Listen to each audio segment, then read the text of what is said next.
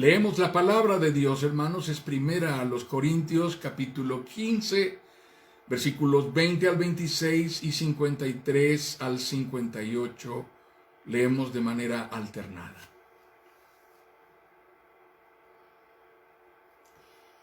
Lo cierto es que Cristo ha sido levantado de entre los muertos como primicias de los que murieron. De hecho, ya que la muerte vino por medio de un hombre, también por medio de un hombre viene la resurrección de los muertos. Pues así como en Adán todos mueren, también en Cristo todos volverán a vivir. Pero cada uno en su debido orden. Cristo las primicias. Después, cuando Él venga, los que le pertenecen. Entonces vendrá el fin, cuando Él entregue el reino a Dios el Padre, luego de destruir todo dominio, autoridad y poder. Porque es necesario que Cristo reine hasta poner a todos sus enemigos debajo de sus pies. El último enemigo que será destruido es la muerte. Porque lo corruptible tiene que revestirse de lo incorruptible y lo mortal de inmortalidad. Cuando lo corruptible se revista de lo incorruptible y lo mortal de inmortalidad, entonces se cumplirá lo que está escrito: la muerte ha sido devorada por la victoria. ¿Dónde está, oh muerte, tu victoria? ¿Dónde está, oh muerte, tu aguijón? El aguijón de la muerte es el pecado, y el poder del pecado es la ley. Pero gracias a Dios que nos da la victoria por medio de nuestro Señor Jesucristo.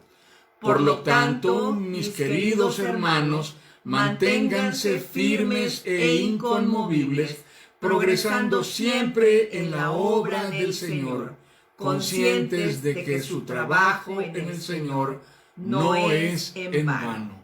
Primera a los Corintios 15, 20 al 26, 53 al 58. Amén. Amén.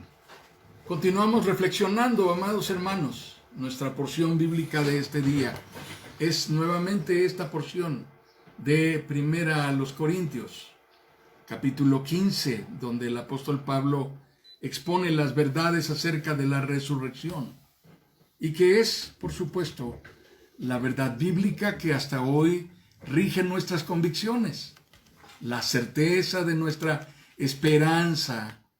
En la resurrección los apóstoles declararon: creo en la resurrección de los muertos. Creo en la resurrección. Creo en la vida perdurable. La certidumbre apostólica hasta nuestros días, escrita en el Evangelio, escrita en las epístolas, nos dice qué pueden esperar entonces aquellos que mueren creyendo en Jesucristo. Amados hermanos, hemos estado transmitiendo por 8 meses, cumplimos en este día. ¿Tenemos una idea de cuántas personas en el entorno de nuestras congregaciones e iglesias han partido, ya no están más entre nosotros? Seguimos viendo más personas todavía. Estamos sorprendidos seguramente. Hemos visto a hombres fuertes, entre ellos siervos de Dios, que han partido. Hay dolor, hay pérdida, es real.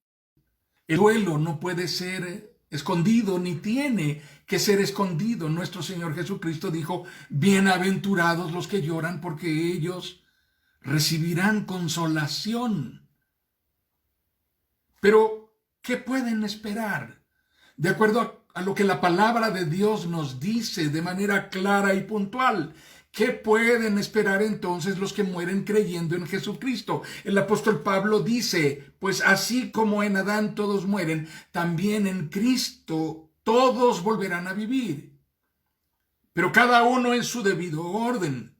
Cristo las primicias, después, cuando Él venga, los que le pertenecen. Entonces vendrá el fin, cuando Él entregue el reino a Dios el Padre. Luego de destruir todo dominio, autoridad y poder.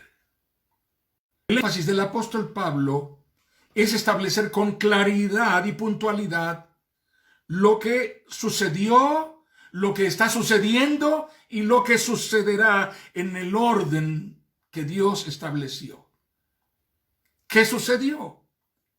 Que vino el primer hombre creado por Dios, el cual cayó y se corrompió, separado, roto, alejado de Dios, inmerecedor de la gloria. El primer Adán, no tiene la capacidad, no está en posibilidades de reconciliarnos con Dios, de hacer nada para reconciliarnos con Dios. Entonces viene el segundo Adán. Esto es una revelación de un proceso escatológico. La palabra escatológico parece enredada, pero no lo es. Se refiere al tiempo postrero, al escatón, el tiempo postrero, los últimos tiempos que comenzaron cuando nuestro Señor Jesucristo vino. Así que esto que estamos escuchando en esta porción de la palabra en 1 Corintios se refiere a este proceso escatológico que está sucediendo ahora mismo. Amados, es algo acerca de lo cual ha habido debate desde el primer siglo. Ya en la iglesia de Corinto, a la cual el apóstol Pablo le está escribiendo, había conflicto acerca de la resurrección. La afirmación del apóstol Pablo comienza con clarificar cuál es la condición y el estado de los creyentes fallecidos en Jesucristo. Se trata de puntualizar en medio del debate que ya existía en la iglesia. Un debate que existía entre los hermanos en la fe. Creyentes que pudiendo ser maduros y con discernimiento no lo eran, debatían lo que Dios ha determinado hacer con los que murieron en Cristo, los que murieron creyendo en Jesucristo, y cuál es la certidumbre de los que creemos hoy en el presente y no moriremos hasta su venida. Adán es el referente del hombre caído, como ya lo dijimos, y sometido a maldición por causa de su pecado, separado de Dios. Es el estado espiritual del hombre separado de Dios, roto espiritualmente, imposibilitado para restaurar su vínculo con el Creador por sus propios méritos. Pero en el designio glorioso de Dios está la redención obrada por Jesucristo para restaurar al hombre a su vínculo original con el Dios que lo creó, a su imagen y a su semejanza, devolviendo al hombre al propósito original de la creación, que era la comunión con su Creador. Así que si tú eres creyente en Jesucristo y mueres siendo creyente en Jesucristo, no tienes nada que temer, no tienes nada que temer. Te encuentras en una condición de beneficiario de la promesa fiel. Si eres creyente en Jesucristo, eres de los que le pertenecen. Esto es lo que dice el apóstol Pablo. Ahora, no se trata de una teología de los desahuciados o de los moribundos o esperanza para los que están a punto de entregar los tenis, como decimos vulgarmente, coloquialmente, sino es la promesa misma de Jesucristo que dijo: porque así como el Padre resucita a los muertos y les da vida, así también el Hijo da vida a quienes a Él le place. Ciertamente les aseguro que el que oye mi palabra y cree al que me envió tiene vida eterna y no será juzgado, sino que ha pasado de la muerte a la vida. Ciertamente les aseguro que ya viene la hora y ha llegado ya en que los muertos oirán la voz del Hijo de Dios y los que la oigan vivirán. No se asombren de esto, porque viene la hora en que todos los que están en los sepulcros oirán su voz y saldrán de allí. Los que han hecho el bien resucitarán para tener vida, pero los que han practicado el mal resucitarán para ser juzgados. Juan capítulo 5, versículos 21, 24 al 25, 28 al 29. Todo lo que el Padre me da vendrá a mí, dice el Señor Jesucristo.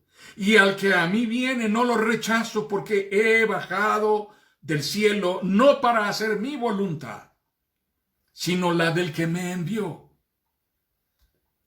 Y esta es la voluntad del que me envió, que yo no pierda nada de lo que Él me ha dado, sino que lo resucite en el día final. Porque la voluntad de mi Padre es que todo el que reconozca al Hijo y crea en Él tenga vida eterna, y yo lo resucitaré en el día final. Juan 6, 37 al 40. Esta es una teología de la esperanza eterna. Esta es una teología construida sobre el evangelio de la obra redentora de Jesucristo muriendo en la cruz por cada pecador que ha sido elegido por Dios para salvación. Así que creemos en la resurrección. No hay nada que temer. Luego el apóstol Pablo afirma, entonces vendrá el fin. La claridad y certidumbre acerca del fin es muy necesaria, porque escrituralmente está establecido que el fin no viene antes de tiempo, ni alterando el plan de Dios, de manera que interrumpa absolutamente nada de lo que Dios ha determinado hacer. No sabemos la hora en que vendrá el fin, pero el fin está anunciado puntualmente por Dios. Entonces vendrá el fin cuando Él, el Hijo que pagó en la cruz el precio de nuestra redención muriendo por cada uno de los elegidos, cuando Él entregue el reino a Dios el Padre, luego de destruir todo dominio, autoridad y poder, porque es necesario que Cristo reine hasta poner a todos sus enemigos debajo de sus pies. El último enemigo que será destruido es la muerte. El apóstol Pablo explica que este proceso escatológico es una revelación del cumplimiento del soberano designio de Dios que está sucediendo ahora mismo. Jesucristo entregará el reino a Dios el Padre. Lo hará luego de destruir todo dominio, autoridad y poder. Amados hermanos, no vivamos como enajenados de la realidad. No vivamos como extraños en un mundo de acontecimientos que nos señalan que el tiempo está cerca. Estamos siendo testigos del desenlace del escatón, del tiempo final en el que todos los sistemas colapsan. Estamos viviendo el proceso en el que todo conviene y coincide providencial y soberanamente acorde a la agenda de Dios. Es como en esta circunstancia de terrible inundación en algunas regiones de nuestro país, como en Tabasco, Chiapas y en otros estados. Como si alguien llegara de pronto a ese punto en donde la inundación es terrible, es devastadora, y levantase una gigantesca alcantarilla. Y levantando la tapa, todo comenzara a precipitarse, a ir por ese agujero enorme y comenzara a velozmente arrastrar todo hacia allá. Esto es lo que está pasando. Esta es la precipitación escatológica que estamos viviendo hoy. Esta es la historia. Esta es la circunstancia temporal que estamos viviendo y de la que somos testigos ahora mismo. No se trata de algo que esperamos que sucederá algún día. Tomemos un breve momento, por favor, para cobrar sentido, resumidamente, de la existencia de una lista interminable y desconcertante de acontecimientos reales e históricos que han sucedido y que han sacudido a la humanidad a lo largo de alrededor de los últimos 80 años. No nos iremos demasiado lejos. Nos referimos a lo acontecido desde quizá 1940 hasta el 2020 en el que estamos. La generación de mediados del siglo pasado, nuestros abuelos, vivieron la guerra y la devastación de la posguerra con toda la convulsión social, ideológica y el trauma histórico que marcó a la humanidad. Ellos lo vivieron, se dieron cuenta, sabían o tenían noción de lo que estaba sucediendo, y algunos de ellos pensaron que sería el fin del mundo. No había internet, solo existía prensa, el periódico. El teléfono estaba en sus etapas, la telegrafía apenas, el radio era lo que transmitía las noticias. La generación de los que hoy somos abuelos, vivimos el colapso de las grandes ideologías. Las ideologías que dividieron al mundo y transformaron la geografía política. Fuimos testigos del derrumbe de los grandes mitos y atestiguamos el proceso crítico del desenlace de la Guerra Fría y la transformación de la gran conflagración del terreno militar y político al terreno financiero y a la sofisticación de la tecnología. Nosotros lo vivimos. Nos dimos cuenta. Sabíamos o teníamos información mucho más puntual que la que tuvieron nuestros abuelos, mucho más precisa de lo que ellos supieron, además de que era inmediata. Y todo esto tenía que ver con lo que estaba sucediendo casi en el mismo momento. Ahora somos testigos del terrorismo. Somos testigos de la legitimación del vandalismo y nos preguntamos qué es lo que justifica esto. La actual generación está viviendo la demolición de todos los sistemas morales. La actual generación está viendo caerse todas las estructuras del juicio, del orden, de las instituciones, de los principios basados en Dios. Ahora vivimos en la descalificación. Esta es la etapa del no creo, posterior a la era del creo. El enfoque de las estrategias anteriores ha fallado, no funcionó. El genocidio bélico no funcionó. El exterminio por segregación clasista no funcionó. La marginación económica no funcionó. La guerra nuclear no funcionó. Ahora estamos en la época de los derechos ilimitados. Una nueva moral rige en la mentalidad del mundo. Ahora estamos en los últimos 15 minutos del mundo para quienes detentan el poder global. La historia se agota, hermanos. Los recursos son limitados.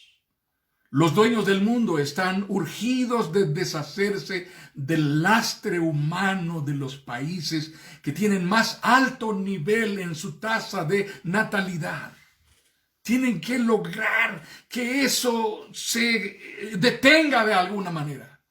Hay que impedir que los que tienen tantos hijos tengan tantos hijos y hay que lograr que aún en nuestras cercanías la gente siga procreándose de la manera en que lo hace. Esto va a terminar y no tenemos manera de contenerlo y todavía no encontramos un planeta para dónde irnos.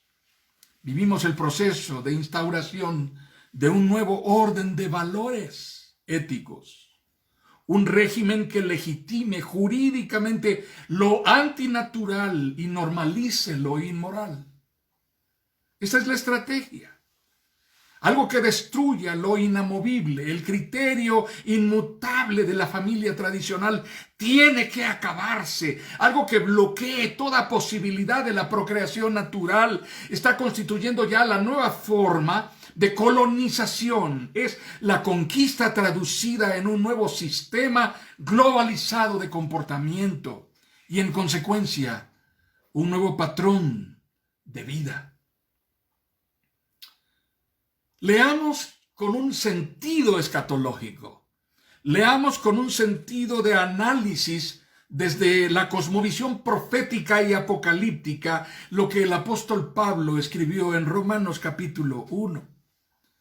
Además, como estimaron que no valía la pena tomar en cuenta el conocimiento de Dios, Él, a su vez, los entregó a la depravación mental para que hicieran lo que no debían hacer.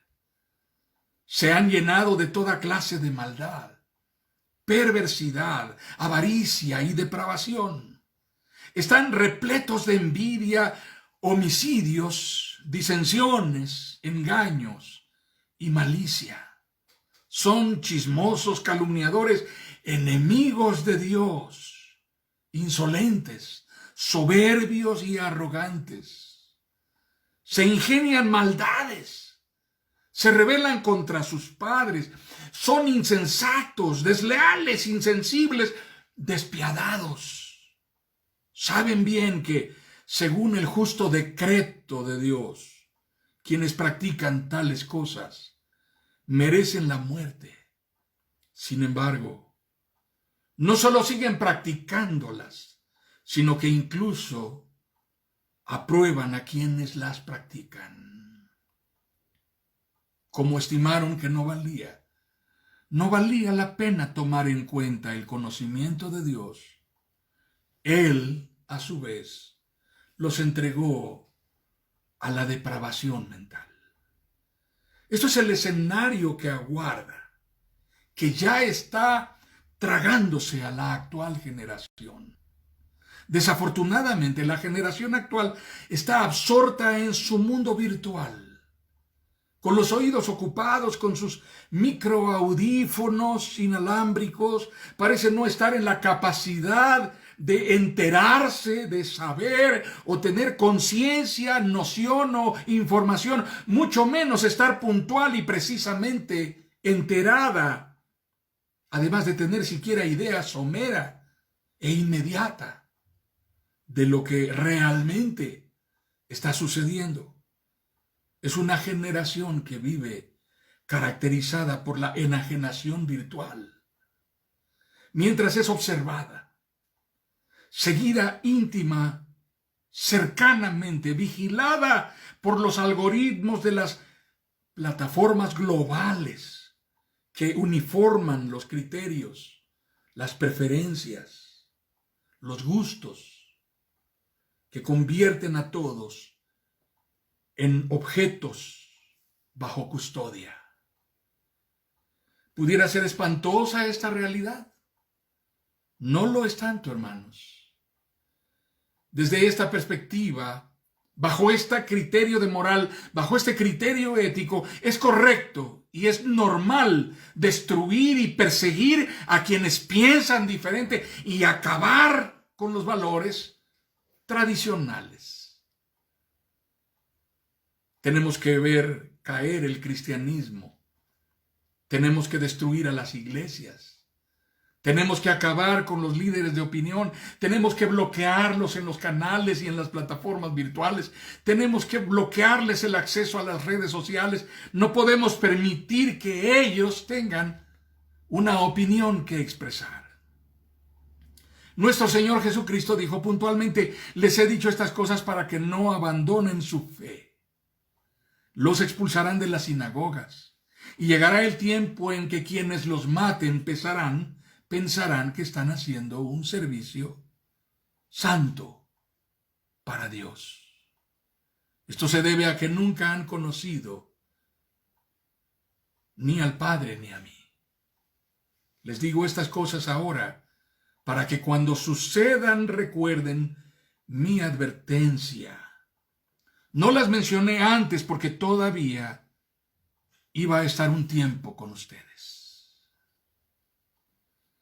Y hablando de los que vivimos, de nosotros, la generación que espera con vida desde esta esperanza, desde esta cosmovisión, esta visión panorámica de la certidumbre de la resurrección que Jesucristo prometió. ¿En qué consiste nuestra perseverancia en Cristo? El apóstol Pablo les dice a los corintios: porque lo corruptible tiene que revestirse de lo incorruptible y lo mortal de inmortalidad. Cuando lo corruptible se revista de lo incorruptible y lo mortal de inmortalidad, entonces se cumplirá lo que está escrito. La muerte ha sido devorada por la victoria. Déjeme hacer una pregunta.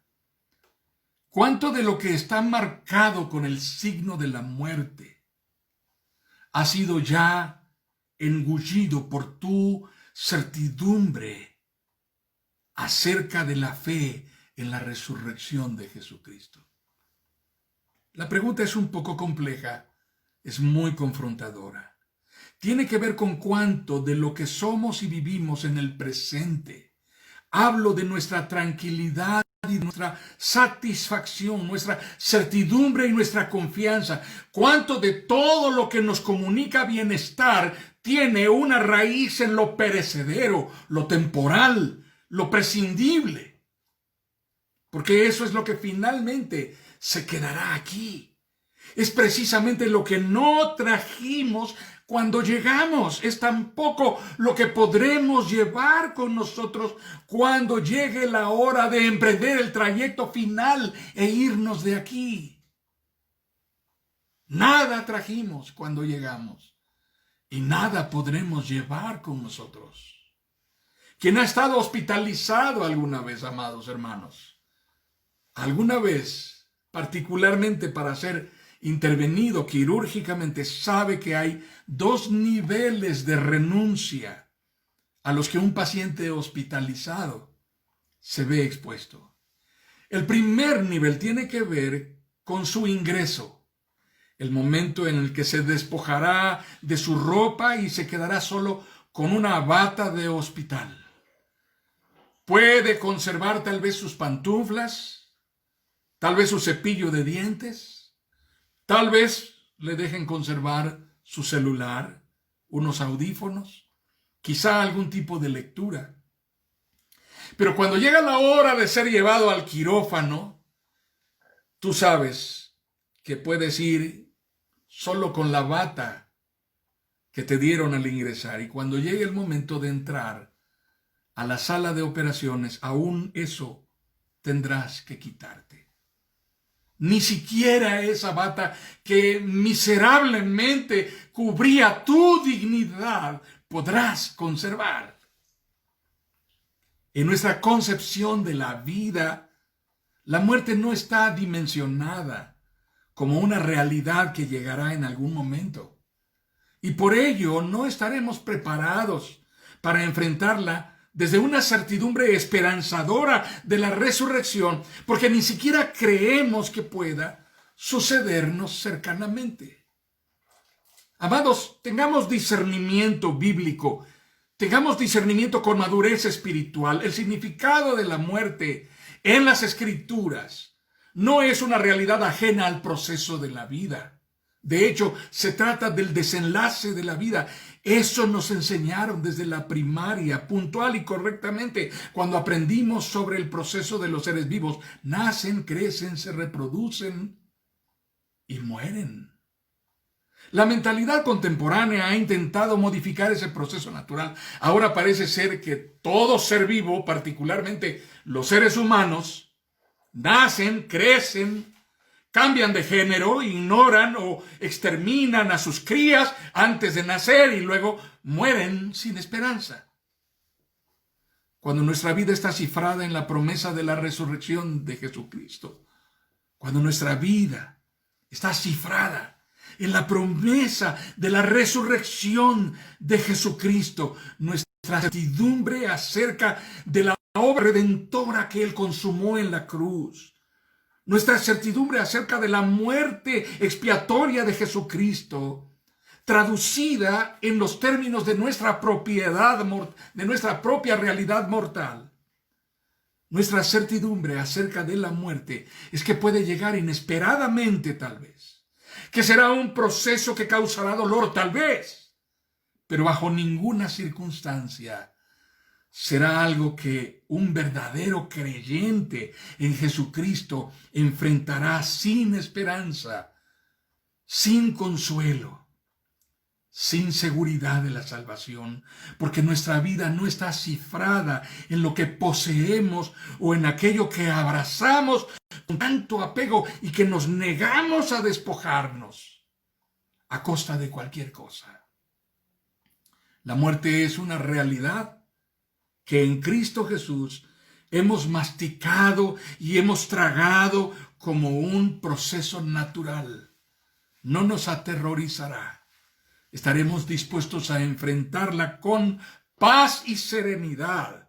Cuando Dios determine que es el tiempo, la asumiremos como el proceso natural que nos permite pasar del aquí terrenal, de nuestra condición humana, miserable, frágil y limitada, vulnerable, al allá glorioso, en la presencia del Señor y Salvador que pagó el precio de nuestra redención.